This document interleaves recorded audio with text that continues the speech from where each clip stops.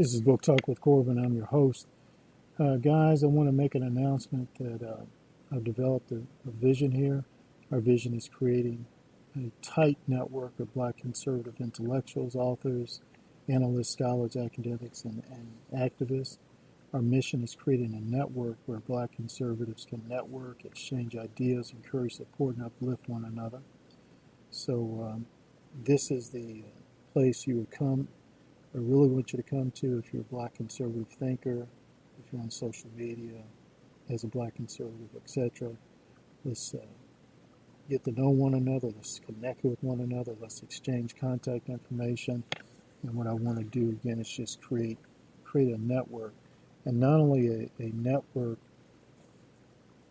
of Black conservatives in the United States, but also involve those in Canada, and involve those in England and in African nations. Let me share something with you. This is a book here called How Socialism Destroyed Africa. How Socialism Destroyed Africa by George, let me spell the last name, Aytittey. Aytittey. See, what happens is really not just in the United States, but in other parts of the world.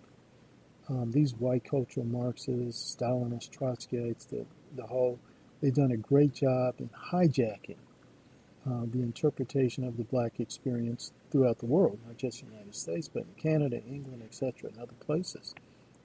And they always want to equate racism with capitalism. See, they want to equate the economic underdevelopment of Black folk around the world with capitalism, and it is just simply not so. And we have great books out there like How Socialism Destroyed Africa. Now that exposes that nonsense there. I think The End of Racism does a good job of exposing that fallacy as well. Books by Jason Riley, Dr. Thomas Sowell, the late Dr. Walter Williams, a lot of the great stuff that Larry Elder has put out. Again, the one thing Black conservatives must do is destroy this whole myth. Well, we've already destroyed it, but we need to just keep going out there and going out there and going out there and saying to folks, no, we need to stop equating racism with capitalism. We need to stop saying capitalism destroyed Africa. Or as one Black Marxist put it, how Europe underdeveloped Africa, how capitalism underdeveloped Africa. Another great Black Marxist scholar, Dr. Manny Marable, he wrote a parallel book called How Capitalism Underdeveloped Black America. Well, that's just not true. Or at the very least, we just should say we disagree. And then, because we have the scholarly works of Black conservatives, Black anti-socialists who are saying, no, that's just not quite the case. So, and through this network I'm trying to build, we'll be able to better coordinate in putting out that message, and also putting out a different vision for our people at home and abroad. And I think also through this network, and through the network and just one-on-one, Black conservatives, we need to start engaging in some serious give and take, thoughtful discussion. What is conservatism? What are its common values and principles? What does it mean to be a Black conservative in America today? And then you take out America and put in Canada. Take out Canada, put in England. Take out England, put in South Africa. Take out South Africa, put in Botswana. Take out Botswana, put in Zimbabwe. We need to start asking ourselves that question and having a debate and discussion about it. Also, are Black conservatives a weak voice, a suppressed voice, or an inconsequential voice? Let me repeat that. Are Black conservatives in the United States of America a weak voice, a suppressed voice, or an inconsequential voice? We need to have that discussion amongst ourselves, an honest discussion. And who are some Black conservative icons today?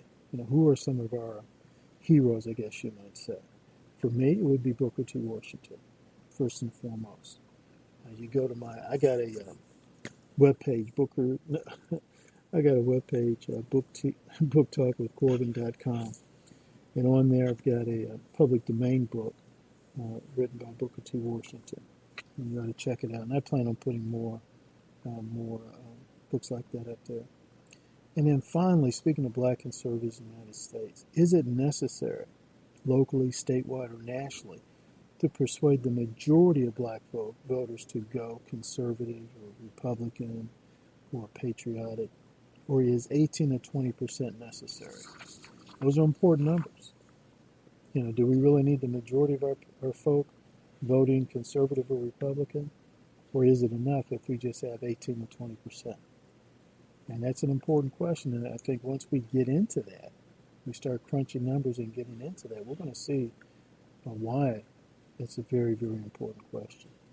So that's what I want to talk about. That's what I want to put out there today. Book Talk with Corbin. Again, the website is booktalkwithcorbin.com. Also, we're on YouTube, youtube.com, and there's the Facebook page as well. Hey, make sure you like, subscribe, and share.